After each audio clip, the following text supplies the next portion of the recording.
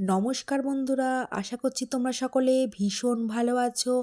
আমি প্রিয়াঙ্কা, আমার পাঁচমিশালিতে তোমাদের অনেক অনেক স্বাগত। আবারও অনেক দিন পর একটা ছোট্ট রান্না নিয়ে কিন্তু তোমাদের সামনে হাজির হয়ে গেছি, তাই তোমরা স্কিপ না করে একটু ধৈর্য ধরে ভিডিওটা দেখো। এটা কি বলো তো, কি বুঝতে পারছো না? চলো আর তোমাদের সাসপেন্সে রাখবো না। এটা হচ্ছে কাঁচা কলার খোসা বাটা।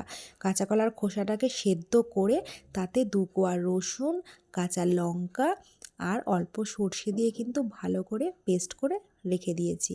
এবার কি করতে হবে বলো তো? চলো দেখা যাক। এবার কড়াইতে কিন্তু তেল গরম করতে দিয়ে দিয়েছি, দেখো ধোঁয়া উঠছে।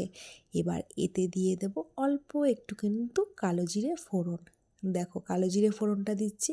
কালো জিরে ফোড়ন দিয়ে কিন্তু এই পেস্টটা, খোসাটা কিন্তু দিয়ে দিতে হবে।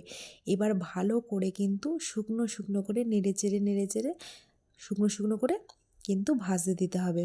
আর ভাজা হয়ে গেলেই কিন্তু আমার এই রান্নাটা একেবারে কমপ্লিট। গরম ভাতে একবার এটা খেয়ে দেখো, অস্বাভাবিক সুন্দর লাগবে।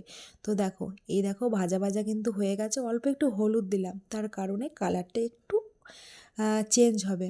একদম সাদা সাদা ভালো লাগে না। তো দেখো এই শুকনো শুকনো হয়ে যাওয়ার পর কিন্তু নামানোর আগে একটু কাঁচা তেলও দিয়ে দিতে হবে। আমি কাঁচা তেলটা স্কিপ করে গেছি। তো দেখো, আমার এই ভিডিওটা ভালো লেগে থাকলে অবশ্যই একটা ছোট্ট লাইক, শেয়ার, কমেন্ট করে দেবে। আর ভালো লাগলে আমার চ্যানেলটাকে কিন্তু সাবস্ক্রাইব করতে একদম ভুলবে না। আর নতুন নতুন ভিডিওর জন্য একটু অপেক্ষা করো।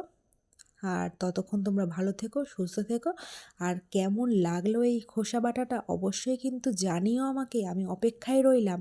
কমেন্ট বক্স তো খোলা রইলই। আজকের মতো এইটুকুই, টাটা।